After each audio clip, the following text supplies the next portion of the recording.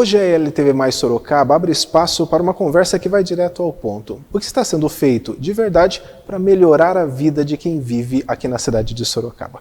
Nosso convidado é o vereador Alexandre da Horta, que já levantou bandeiras importantes na Câmara Municipal. Mas agora é hora de ir além dos discursos. A população quer respostas e também quer ação. De saúde à mobilidade, da infraestrutura à dignidade dos moradores de rua, o povo quer saber o que o vereador tem feito e o que ele pode fazer ainda mais para melhorar nessas áreas. Prepare-se para uma entrevista sem rodeios. O que Sorocaba está esperando é o que nós sempre perguntamos aqui. Então, vamos lá, vem com a gente nessa entrevista. Vereador Alexandre da Horta, um prazer conhecê-lo. Obrigado pela participação aqui com a gente. Muito obrigado, eu que agradeço, Elton.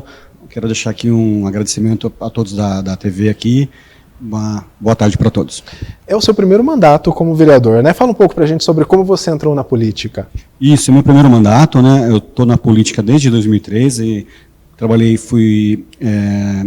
no gabinete do deputado Vitão do Cachorrão, trabalhei com o deputado Balas. Você era assessor, então, do Vitão? Era assessor do Vitão, né?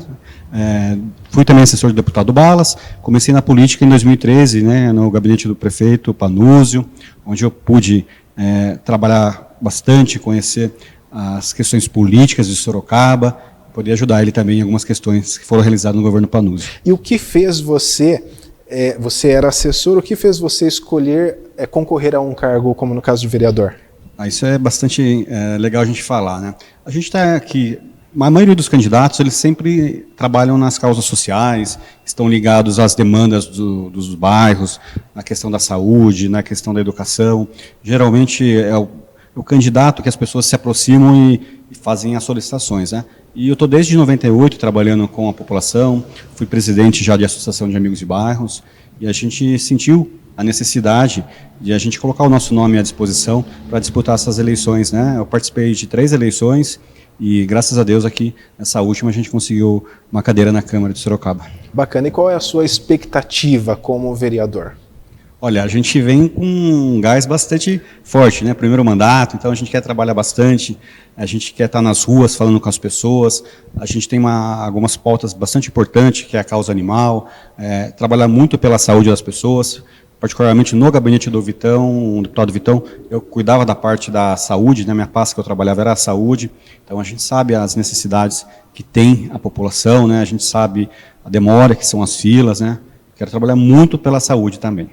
Se fosse para você elencar os maiores problemas que Sorocaba tem hoje, porque Sorocaba tem uma estrutura fantástica, eu falo que Sorocaba é uma das melhores cidades, sim, do Brasil, realmente tem uma estrutura fora de sério, quesito empregabilidade, tudo, mas tem os seus desafios também, né, que não são poucos. Quais são os maiores desafios de Sorocaba hoje na sua visão? Olha, na minha visão, acho que os maiores desafios são a saúde, né? As demoras na consulta, nos exames, né? A gente entende que nem tudo é do município, né? A gente tem algumas cirurgias como hérnia, que são convênios com o Estado, né? Sim. E às vezes precisam ser feitas parcerias para que sejam realizadas. E mutirões também do Bosque, antigamente a gente via bastante mutirões, né? A gente está percebendo que não está tendo agora, né? Mas também tem que ter parcerias, tem que ter emendas de deputados, o governo do Estado ajudando, o governo federal ajudando, porque a fila do Bosque, de córnea, catarata, ela passa de 10 mil, né? Então a gente fica bastante preocupado e a gente quer tentar ajudar o município, o Estado, a ter soluções para poder diminuir essa fila aí, né? E como que a gente consegue dar um up na área da saúde? Porque se a gente for analisar o quesito orçamento, vereador Alexandre, tem um orçamento bom, né? 1 bi, esse ano acho que vai 1,3, 1,4 bi para a área da saúde, dá R$ 1.200 por pessoa, digamos assim, né? Qual é o problema? Qual é o gargalo da saúde, na sua opinião? Eu acho que a saúde é um problema no mundo inteiro, né? As filas sempre vão ocorrer, né? Mas a gente tem que diminuir essas filas, né? Eu, particularmente, acho que os mutirões diminuem bastante as filas, né? E consegue, né, alavancar esses exames, as consultas, mas tem que ser tudo ligado, né? Consulta, exame e cirurgia. De repente a gente faz um mutirão só para exames, mas demora 2, 3 anos para chamar para uma cirurgia. Até quando vai chamar para cirurgia, já está vencido o exame, tem que fazer o exame tudo de novo. Então a gente acha que deveria fazer uma sequência, bem breve, né? exame, cirurgia e encaminhamento, né? Aí sim a gente ia diminuindo a fila da saúde e ajudando as pessoas. Você entrou num ponto muito interessante. Eu vou falar o meu ponto de vista, eu não sou especialista, eu gostaria até de saber a sua visão, porque você com certeza entende muito mais do que eu sobre isso. Os mutirões. Aguarda-se aí 2, 3 anos, 4 anos para fazer um mutirão. Quando termina, já inicia uma nova fila. Não seria mais interessante algo sequencial, mensalmente determinar um valor específico para fazer essas cirurgias, microcirurgias, exames e tudo mais? Porque aí não daria tempo de ter uma fila muito grande de espera? Aí a gente precisa fazer uma cultura... atender essas pessoas na unidade básica de saúde, né? A unidade básica é a porta de entrada na saúde. Muitas vezes, muitas das questões de saúde podem ser resolvidas na unidade básica. Porém, as pessoas acabam faltando também nessas consultas. Sim. A gente tem uma demanda de falta de 30% mais ou menos na saúde. Então, uma demanda muito grande. Então, a gente teria que fazer um trabalho muito grande para que essas pessoas, e as UBS também, fortalecessem o atendimento lá, para que seja mais rápido, né, o encaminhamento. Então, passa na UBS, a UBS já dá o encaminhamento, e em seguida ele já faz esses exames, e em seguida as cirurgias, né? Então, a gente precisa, na verdade, investir muito na atenção básica. E o que falar dessa parceria com o Estado? Você comentou, e até falou muito bem, que tem atribuições que são do Estado e tem outras que são do município. E pelo menos o que a gente percebe, o secretário da Saúde, nas entrevistas, ele fala sobre isso, sobre os valores do Estado que não chega para a cidade. Como fazer para resolver esses problemas? Na verdade, os hospitais aqui são contratados, né? A gente vê o BOS, a Santa Casa, o Santa Lucinda, eles são parceiros, né? Mas são hospitais de porta fechada. Então, eles só vão atender se o município, se o Estado fazer o convênio e dar um encaminhamento. Então, o Estado, né, tem que dar um maior aporte para o município, né? A gente vê que grandes demandas que até chegam para a gente lá são questões que são ligadas aqui ao Estado. Daí a gente acaba tendo que recorrer pela DRS aqui, entrar com pedido judicial, porque são casos assim que é de extrema urgência, né? Então, a fila do Estado aqui, que compete ao Estado, acho que é muito grande, né? O município tem uma parte, mas é mais ligado à atenção básica, né? E essa parte maior teria que o Estado assumir, a União, né? E você acha que os nossos deputados estão fazendo esse trabalho? Porque a obrigação dos deputados é cobrar isso realmente, né, Alexandre? Eu acho que falta, na verdade, falta um pouco de empenho aí, né? A gente tem que trazer o governador para conhecer a nossa realidade aqui. Sim. Sorocaba é uma cidade muito grande, muito importante para o estado de São Paulo, né?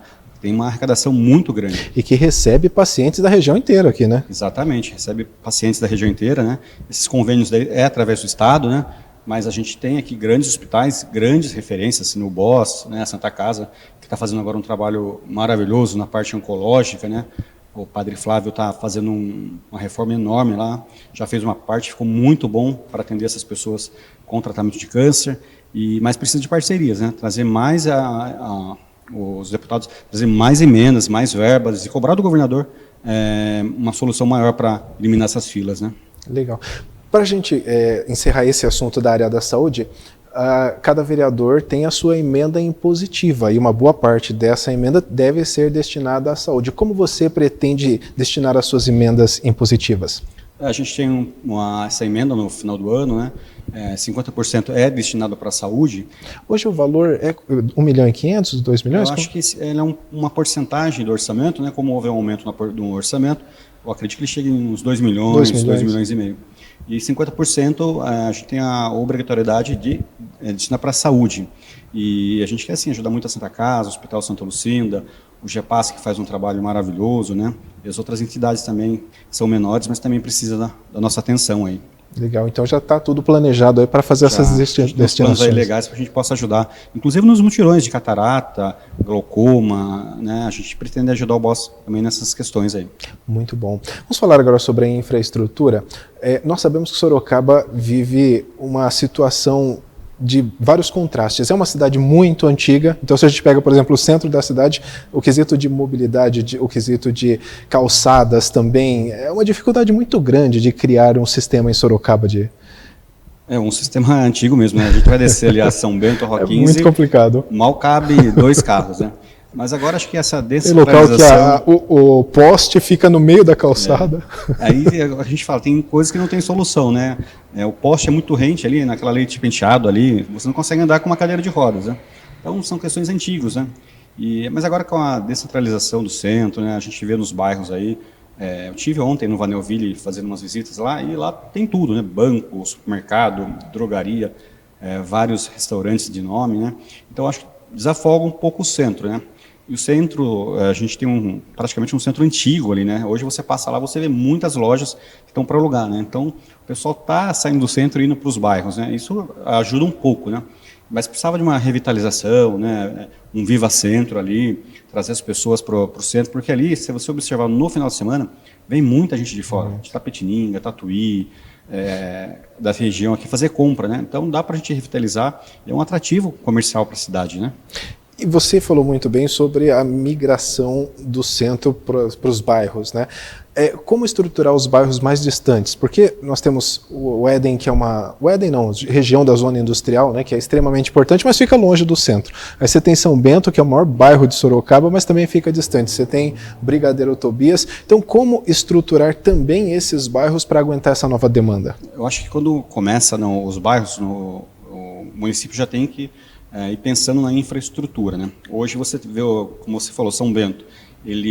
No começo ele estava só o São Bento, mas depois já veio logo o Carandá. Sim. Então você imagina ali 20 mil pessoas morando, depois tem mais o Ipanema, que é ali próximo também, isso vai todo para o bairro. Então eu acho que a partir do momento que ela vai liberando os loteamentos, ela já tem que ir acompanhando a infraestrutura, principalmente na questão de água, né, que é um grande desafio para nós, né, e já pensar em vias largas para locomoção de veículos, escolas, né.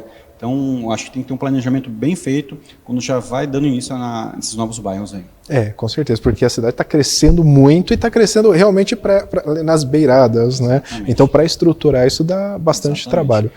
E Sorocaba é muito grande, né, Elton? A gente vê aí que logo você passa ali no Sorocaba 1, daqui a pouco já tem uma outra área lá sendo loteada. Então, vai crescendo muito rápido, né?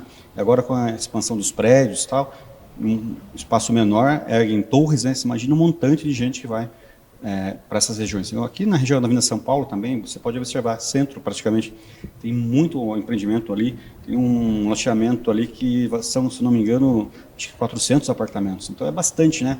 Você vai desafogar tudo na Avenida São Paulo, né? É um perigo isso daí. Realmente. Vamos falar agora sobre um outro gargalo que esse é muito difícil de ser resolvido, que é a questão do trânsito sorocabano, né, vereador Alexandre? É uma dificuldade porque o que aparenta é que as nossas vias já não suportam o volume de veículos. Como resolver, ou pelo menos minimizar, resolver é difícil, mas minimizar os problemas do trânsito em Sorocaba? Em Sorocaba, cada dia é mais carros nas ruas, né? E como bem você falou, as ruas são antigas, né? Não tem como você vai no horário de pico no centro, ou nos bairros aqui na Ipanema, na Itavuvu, a gente já perde o maior tempo lá, né? Acho que a prefeitura podia fazer alguma intercalação já de horários, principalmente de escola, né? Dar uma alternativa para que não desafoga no mesmo horário de saída das pessoas do trabalho, escola, tudo fica num funil só, né? Ter um horário opcional, sair um pouco antes das escolas, né? Para que não coincida os horários com o pessoal de trabalho, né? Isso, na minha opinião, acho que desafogaria um pouco o trânsito de Sorocaba. Você sabe sobre isso que você falou? Uma vez um especialista de trânsito, ele não estava falando sobre Sorocaba, ele estava falando sobre os problemas dessas cidades do porte do Sorocaba. Ele até falou sobre as indústrias, né? Poderia as indústrias trabalharem em horários diferentes, porque daí desafogaria também, né? Só que isso é uma coisa muito difícil de conseguir organizar.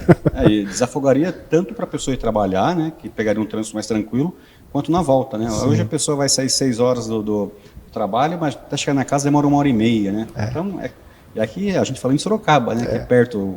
Se você for analisar, a pessoa trabalha na zona industrial, mora na zona norte, é pouca coisa, 7, 8 quilômetros, mas demora muito. Sim. Por conta da quantidade de veículos. Realmente, né? Nós fizemos uma matéria há um tempo atrás mostrando do pessoal lá do São Bento que trabalha na zona industrial, que tem muitas pessoas que vêm de lá para cá. A pessoa que depende de ônibus, ela gasta quase 4 horas por dia só de transporte, porque daí tem que pegar, vai para o terminal, vai...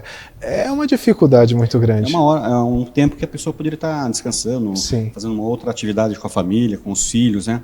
Então essa infraestrutura a prefeitura tem que avaliar bem, né? Igual aquela Ipanema que eu falei para você ali, vem o pessoal do São Bento, Carandá, Ipanema Ville, agora tem um outro loteamento lá, o Santa Cristina, que também vai desafogar tudo na Ipanema. Então essa infraestrutura a prefeitura acho que tem que já pensar, né, para que quando dê a licença para o loteamento já tenha um plano para organizar esse trânsito aí. Você é a favor da marginal direita, da criação? Isso é algo que também está bastante em evidência, né? Qual a sua opinião? Você acha que vai melhorar? Você acha que vai impactar? Olha, eu sou a favor da marginal direita, mas não do modo que querem fazer ali, na beirando o rio, né? Ali é um banhado, né? A gente sabe que ali, se encher, vai inundar de novo novamente, vai dar o mesmo problema. Não sei se você se lembra, o Victor Lippe, acho que na época ele aumentou a marginal, mesmo assim ela continuou... Sim. Acho que em 2010 foi feito um trabalho, né, de elevação. E a gente vê ali, passando ali o supermercado, chegando no supermercado Iga, se eu não me engano, ali era um antigo banhado. E ali o pessoal foi soterrando, e agora dá uma questão de problema lá próximo ao Gepasse, que as águas não conseguem descer, acaba inundando. Recentemente também inundou a Capela João de Camargo, o Gepasse perdeu equipamentos lá de mais de R$1 milhão, porque inundou, né? Então, a marginal, acho que ele não é o lugar certo, poderia ter outras opções. Que a gente tem a impressão que a marginal tem que ser do lado do rio. Não necessariamente, né? Ali a gente sabe que é um banhado ali que vai encher novamente.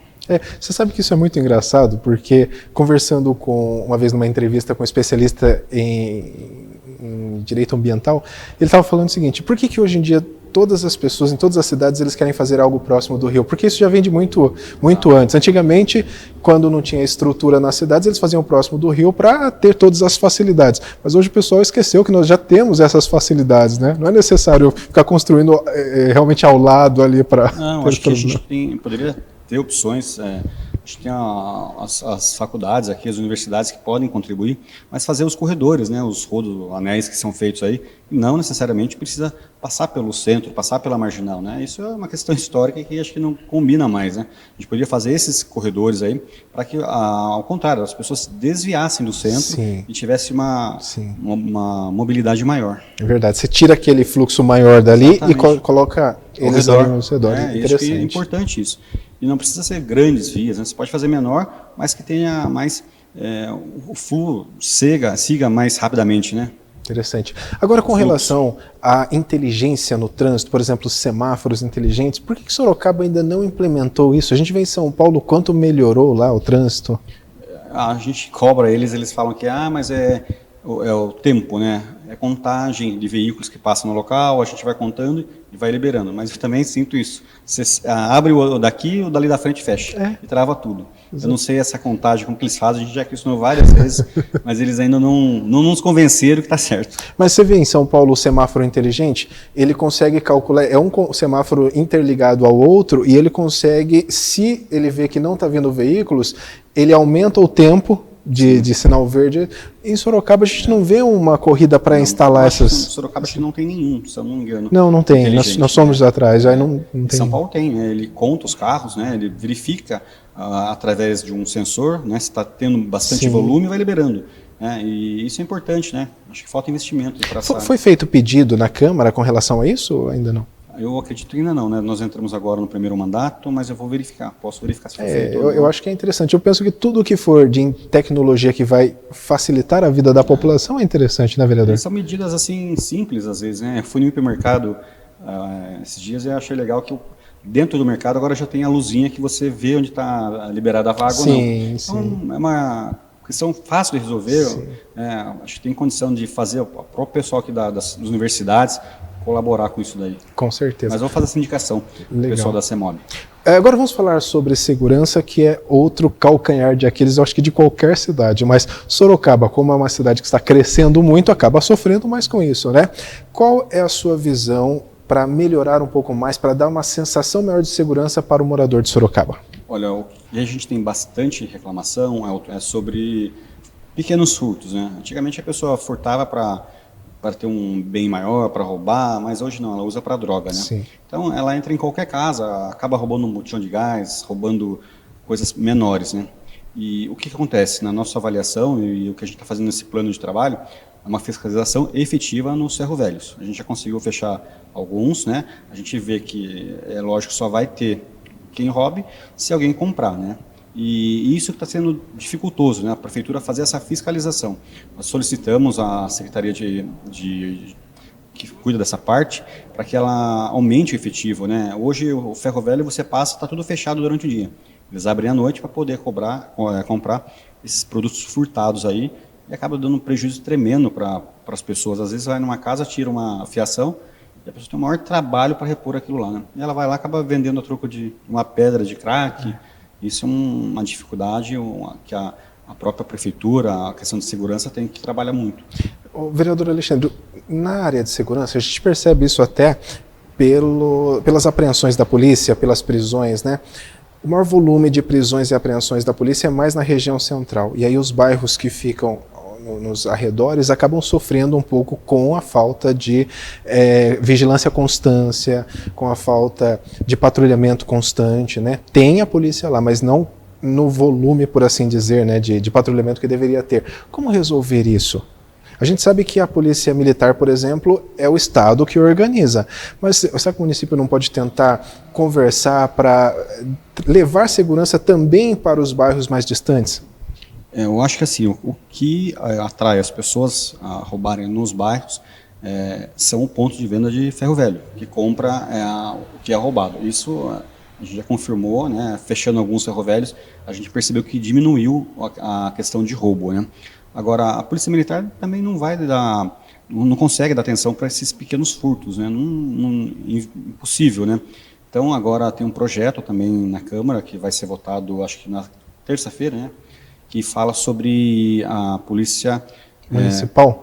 Ela não vai deixar de ser municipal, né? Ela vai deixar de ser GCM para ser uma Polícia Municipal. Talvez isso aumente o efetivo, né?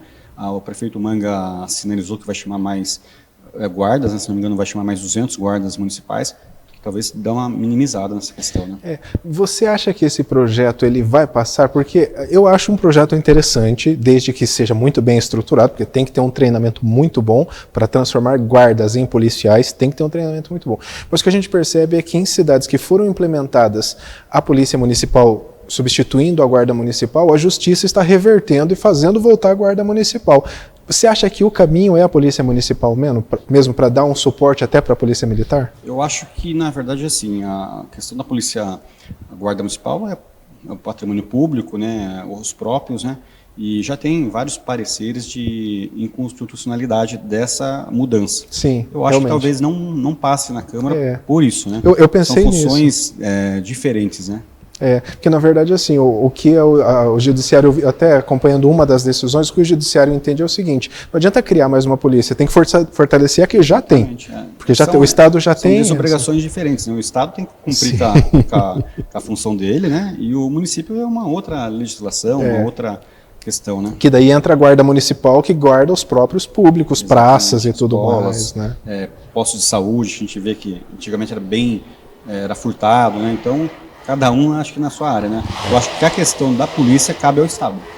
Vamos falar agora, ainda falando em segurança, o que a gente percebe, vereador, é um aumento no número de moradores de rua também, né? Nós percebemos que nesses últimos anos tem aumentado muito. Eu assisti hoje, inclusive, uma entrevista com o vereador Raul Marcelo. Vou passar aqui o número que ele passou. Ele falou que fez um levantamento e que Sorocaba tem mais de 1.000 moradores de rua hoje. Eu acho que tem mais que isso, mas foi o número que ele passou.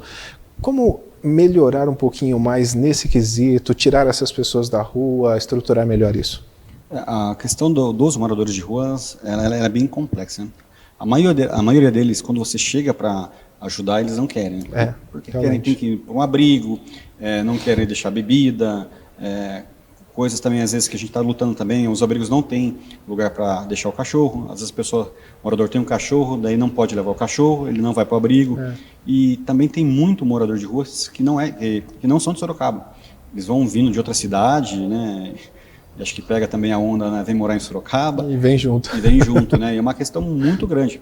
E as entidades também, às vezes, não conseguem, né, atender todo mundo, né, a gente vê grande parceria das igrejas, fazendo alimentação, doando alimentos para eles, mas é um problema que tem que ser bem debatido com a humanização da prefeitura e a Secretaria de Cidadania. Primeiro, tentar entender, né? Cada um tem um particular, porque está na rua, né? Qual foi o abandono, o que aconteceu, se não é de outro município, tentar falar com as famílias, né?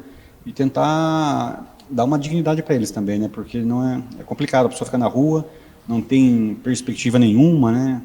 E tentar fazer algum centro que oriente, dê uma assessoria, um treinamento para que eles possam voltar para suas atividades, para a escola, para a família, né?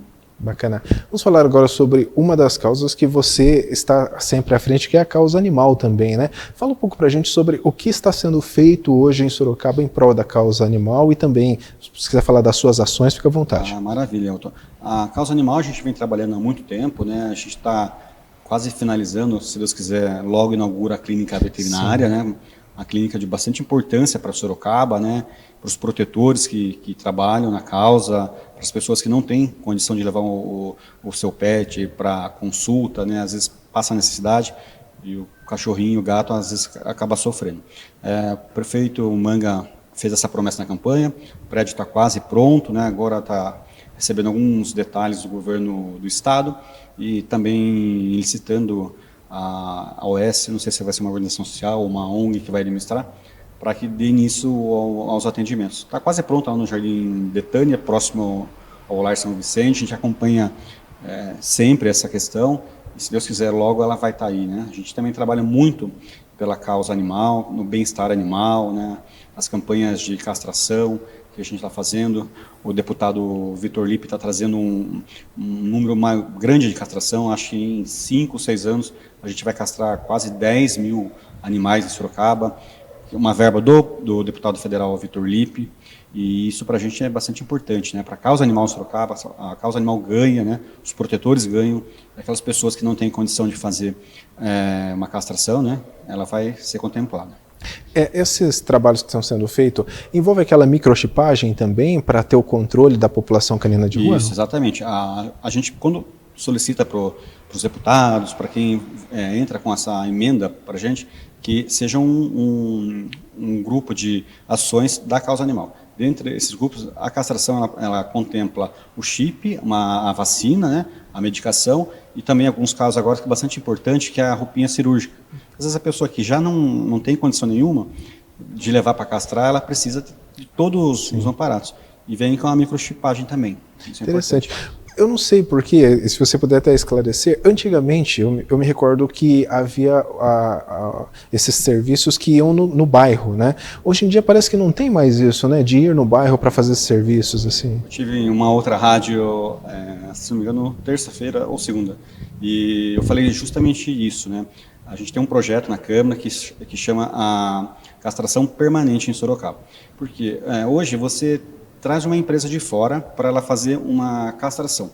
Para ela ter um valor baixo, ela precisa castrar 1.000, 2.000. Uma quantidade interessante. Grande. Então, o que acontece? Ela vai lá na policlínica, coloca o ônibus lá, e daí faz as castrações lá, faz o cadastro. Mas quem realmente precisa é complicado, porque uma castração hoje está em torno de R$200. Se você for pagar um taxi dog para ir levar, depois buscar... É o valor de você pagar para castrar.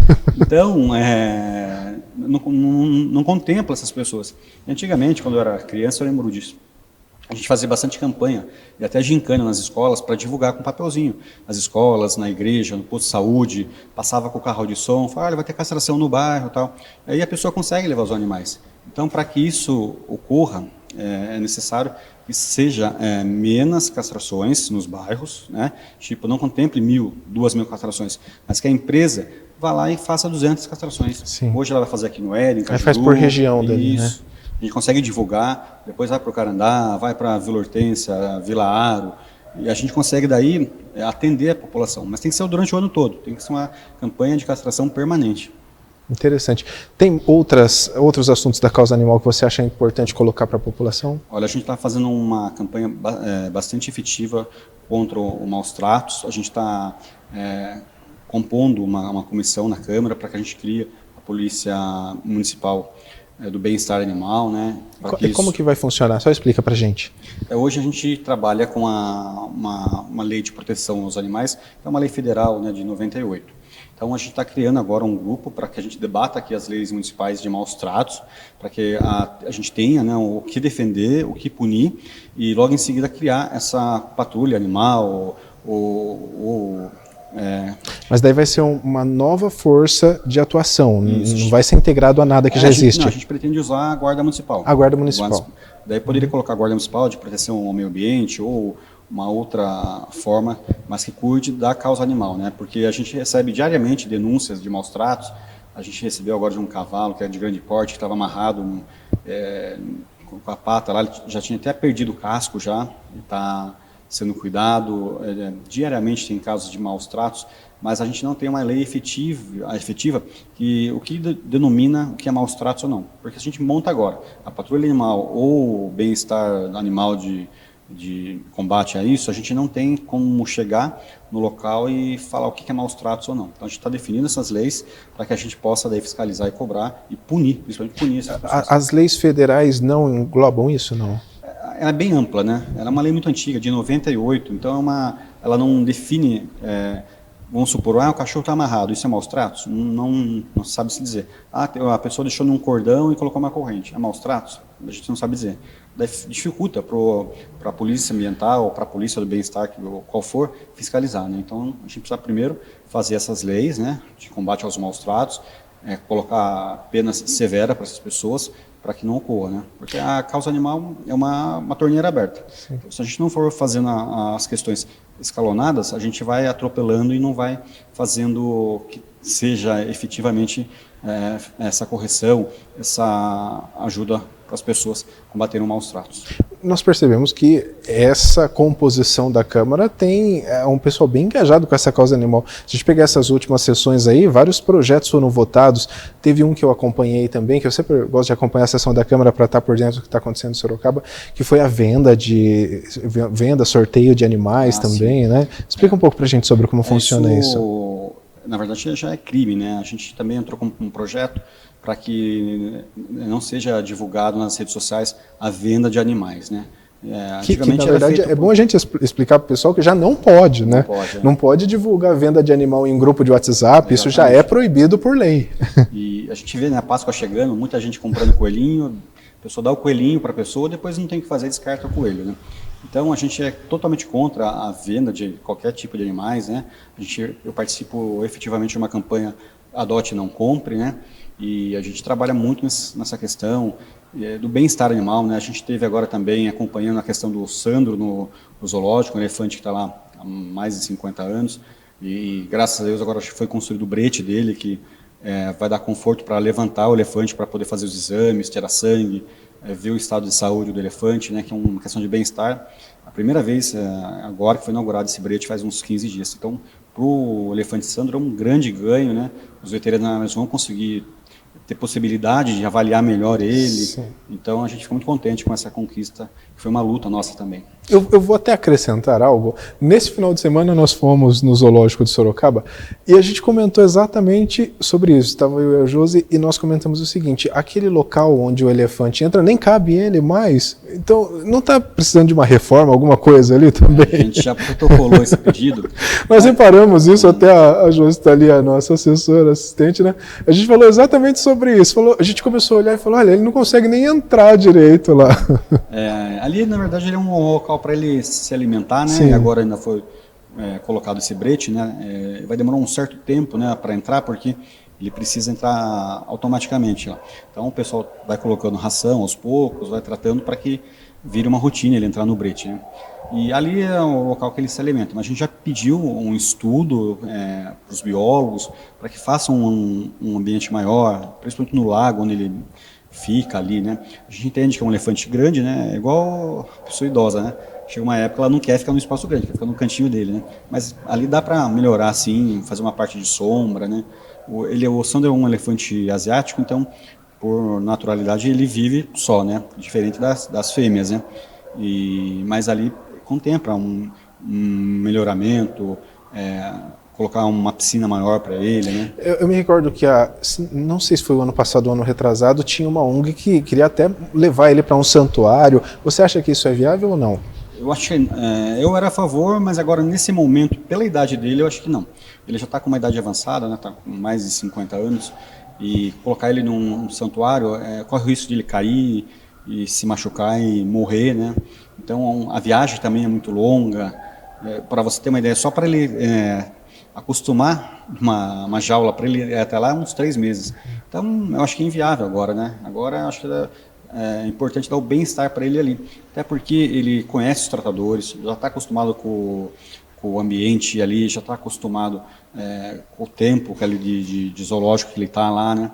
Ele já conhece, né? Então acho que agora no momento acho que seria melhor ele ficar. Eu vou aproveitar que você é um especialista da causa animal e até abordar sobre o zoológico, porque às vezes as pessoas acham que causa animal é só cachorro, gato, mas não é, não. São vários animais aí. O que você acha da estrutura do zoológico de Sorocaba? Eu particularmente sou fã, eu acho muito gostoso ir lá, sempre que posso vou lá com a família. Algumas pessoas são contra, acham que não pode ter animais. Qual é a sua visão sobre a estrutura ali do local?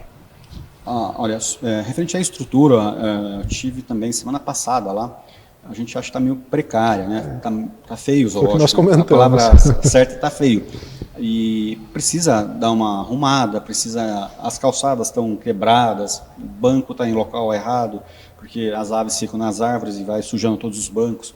Mas a principal função do zoológico, acho que está deixando a desejar, que é a questão de educação ambiental. Educação ambiental. Levar as crianças das escolas, né? A gente tem um grande potencial ali de levar todas as crianças das escolas da rede municipal e fazer uma educação ambiental sobre maus tratos, sobre ecologia. Tem algum projeto assim hoje, não? Olha, hoje acho que não tem. Eu lembro que havia esse projeto, a gente passava lá antigamente, tinha vários ônibus de escolas municipais, faziam um passeio, mas eu acho que precisa reestruturar a questão do museu, a questão dos animais que já estão extintos, né?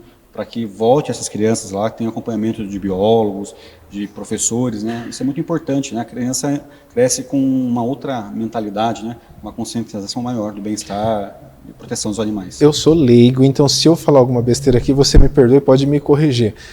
Um local muito visitado é o Serpentário ali, né?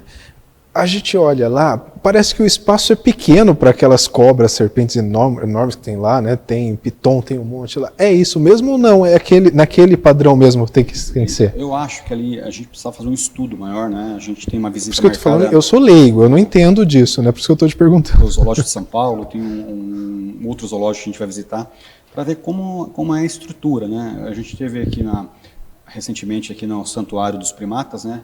A gente acompanhou a vinda do chimpanzé que veio, ele era de maus tratos também, né? Era contrabandeado da Colômbia, né? Acho que saiu até uma matéria no Fantástico, acho que foi. Isso, exatamente. E a gente pôde observar ali que o espaço é muito grande, eles estão bem cuidados, né? Eles estão adaptados e eles ficam tranquilos lá, né? Então acho que o zoológico, não só no ambiente das cobras ali, mas em toda a parte do zoológico tem que ser feita uma revitalização, mas principalmente dando bem-estar para os animais. E tem espaço, né? Porque espaço lá é muito amplo lá e tem local ainda para ampliar. Um museu grande que é bonito lá, a gente viu, não sei se você chegou a ver, tem um carro lá antigo, tá tudo pneu murcho, tá feio. Então é possível a gente fazer uma revitalização ou talvez fazer uma parceria com uma empresa privada que além de cuidar do zoológico também possa também fazer essa educação ambiental, trazer as crianças, né? Isso é muito importante. Muito bacana. Agora, para a gente chegar na fase final aqui do nosso bate-papo, fala um pouco para a gente sobre as suas ações. Tá certo que é pouco tempo ainda como vereador, mas as suas indicações, principais indicações e o que você pretende ainda entregar para a população como vereador. Nós chegamos há pouco tempo a 100 dias de mandato, né?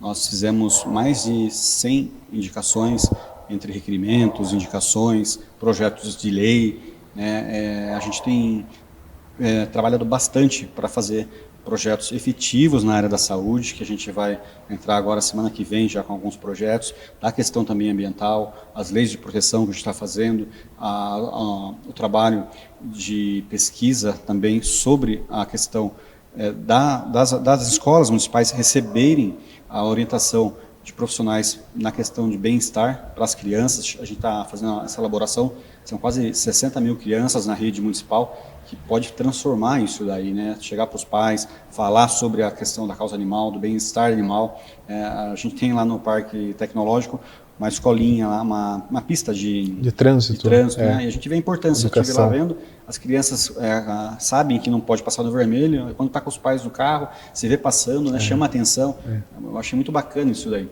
Então a gente consegue, né, fazer programas efetivos. O município de Sorocaba é muito grande, né? Às vezes a prefeitura, os secretários não têm o alcance de todas essas informações. É o vereador que está na ponta, é o vereador que está lá na rua, está na feira, falando com as pessoas. Então, talvez chegue para nós, né, as informações antes do secretário, essas reclamações antes de chegar no prefeito. É isso que a gente está fazendo, essa ponte para levar para o prefeito, para o secretário, fazendo essas reuniões e apontando o que é possível, o que não é, né? Isso é muito importante. Então, a gente está fazendo essa ponte, esses 100 dias de mandato, a gente trabalhou bastante, trabalha muito, e se Deus quiser, a gente vai conseguir construir uma Sorocaba melhor aí. Se fosse para você, durante os 4 anos, aprovar apenas um projeto, qual que você não deixaria de fora de forma alguma? Olha, é difícil, eu trabalharia, não pode ser dois? Dois. Eu trabalharia muito para a fila da saúde, né? A fila do câncer, a fila do hospital oftalmológico, essas cirurgias de catarata. Eu ia trabalhar muito para eliminar essas filas, né? E contemplar também só consulta, cirurgia, né? Dar um bem-estar para essas pessoas. E também trabalhar para um hospital público veterinário, com uma clínica veterinária para os animais também. Isso acho que é um sonho que a gente tem e vou trabalhar por isso aí, para que a gente consiga deixar o mandato com algum legado que a gente consiga construir, né? Esse bate-papo, nossa, eu gosto desses bate-papo, principalmente com os vereadores, porque a gente vai levantando várias ideias, né?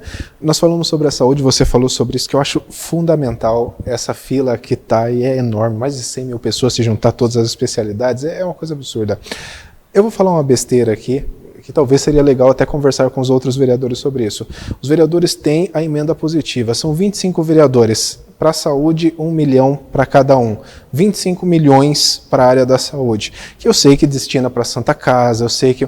Mas e se tirasse um ano e pelo menos desse 25, metade, 12 milhões, juntasse aí 500 mil de cada vereador para fazer esse trabalho? Você acha que não funciona? É difícil organizar isso na Câmara? Você falou mutirão? Mutirão, né? Tem algumas cirurgias que são muito mais complexas, né? E mais caras também, a gente sabe como funciona. Não caberia o município fazer porque dependeria do hospital regional, do Adiba Jatene, do Santa Lucina que faz as outras cirurgias, né? São muitas cirurgias complexas, né? Hérnia, câncer, né? Então, uma das filas também que está tendo muita reclamação são as cirurgias ortopédicas, né? Que faz tempo que as pessoas estão esperando, colocar pino do joelho. Então, tem que ter essa parceria do Estado, né? Só o município acho que não consegue trabalhar sozinho com esses valores, mas tem que ter uma parte muito grande do Estado, né? A arrecadação do Estado é muito grande, ainda mais agora que esses pedágios não querem colocar, né? Então ele tem que retribuir uma parte grande para Sorocaba. Né? Eu não vou nem perguntar se você é a favor ou contra o pedágio, porque eu acho que todo mundo é contra pedágio, né? Você acha que a gente vai conseguir reverter isso de não instalar esses pedágios em Sorocaba? Olha, eu postei até hoje nas minhas redes sociais, o governador falou que não vai colocar, né? Agora a gente espera que não coloque, né? Não seja só promessa da campanha do ano que vem, né? A gente espera que isso ocorra e que Sorocaba não seja contemplada com esse presente de grego aí. Vai prejudicar. O trânsito já é caótico em Sorocaba, vai se tornar um caos, vai se tornar uma China 2. Porque as pessoas vão sair das marginais, vão entrar passar pelo meio da cidade, vão cortar pela Nogueira Padilha, vai cortar pela Armando Panúzio. Imagine o caos que vai ser isso daí, né? Que já é, né? E fora a questão financeira, né? Imagina uma pessoa que é Uber, uma pessoa que trabalha aqui no hospital regional, mora na Zona Leste, vai ter que pagar o pedágio para ir. Uma questão que vai ter um custo maior para o trabalhador, né? E eu acho que Sorocaba perde muito com isso. Foi até votado um projeto na Câmara que é proibindo a instalação de pedágios em vias públicas. Explica um pouco para a gente sobre esse projeto aí. A prefeitura, eles entraram com um projeto de municipalização das SPs, né, aqui da região, que é um projeto que tem que ser muito bem visto, porque se você municipalizar essa CP, as rodovias, Sorocaba Assalto, Sorocaba Iperó, Sorocaba... O custo para o município vai ser muito alto. Castelinho, o próprio Castelinho. Vai ser muito alto. A gente fazer a manutenção desses pontilhões, desses pontos, é um custo muito alto que vai acabar saindo do município. Nesse projeto, eu acho que tem que se debruçar muito e verificar se a gente tem condição de fazer isso. Porque vai levar muita grana para a gente fazer. A gente tapar buraco da Avenida Bandeirantes, tapar buraco da rodovia. Não é função do município, né? Agora, a gente precisa ter o empenho dos nossos deputados em falar com o governador. Falar, olha, não é aqui que tem que colocar, coloca na rodovia, né? Não no município. Um local mais estratégico. Né? Realmente. Você falou sobre essa questão da municipalização, a Avenida Independência, acho que já faz uns 5 anos que estão tentando municipalizar ela, até agora não conseguiu. E é uma avenida que é do Estado, né? É que o projeto está indo daqui para lá, e tem que ser ao inverso, tem que ser de lá para cá. Mas é um custo para o município que é muito caro, muito alto. Caro. Agora eu gostaria que você deixasse a sua mensagem, seu recado final para os nossos espectadores, moradores de Sorocaba. Olha, eu agradeço muito aqui pelo convite de participar aqui com vocês. O meu primeiro mandato, como você falou, eu tenho muita vontade de trabalhar para as pessoas, está no nosso coração, está no nosso DNA trabalhar pelos animais. Quero deixar aqui as nossas redes sociais, Alexandre da Horta, e dizer que conte com a gente, né, a gente está à disposição.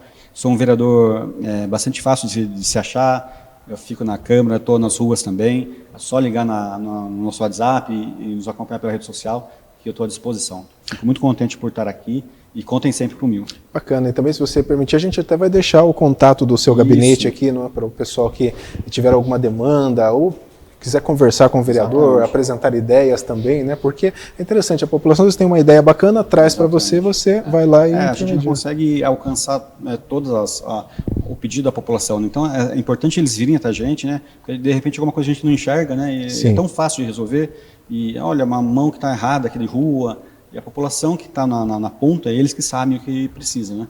Então quero deixar aqui à disposição o nosso mandato, o nosso gabinete. Contem sempre comigo. Vereador Alexandre da Horta, muito obrigado pela sua participação aqui, foi um prazer conhecê-lo. Esperamos ter você outras vezes aqui, porque a ILTV Mais Sorocaba, eu costumo dizer que nós somos uma espécie de concierge da informação. O que a gente gosta é de pegar essas pautas importantes que impactam a vida da população para transmitir para elas ideias de melhorias, né? Então foi um prazer muito grande ter você aqui com a gente. Parabéns mais uma vez para você e toda a equipe, desejo sucesso para vocês aí. Muito obrigado. Nós conversamos então com o vereador Alexandre da Horta, novamente vamos deixar os contatos aqui. Você que está nos assistindo, obrigado pelo carinho da sua audiência, siga as páginas da ELTV Mais Sorocaba, só procurar @ELTV Sorocaba, e também tem todas as matérias, reportagens, entrevistas no nosso site sorocaba.eltv.digital. Obrigado pelo carinho da sua audiência, um grande abraço e até a próxima.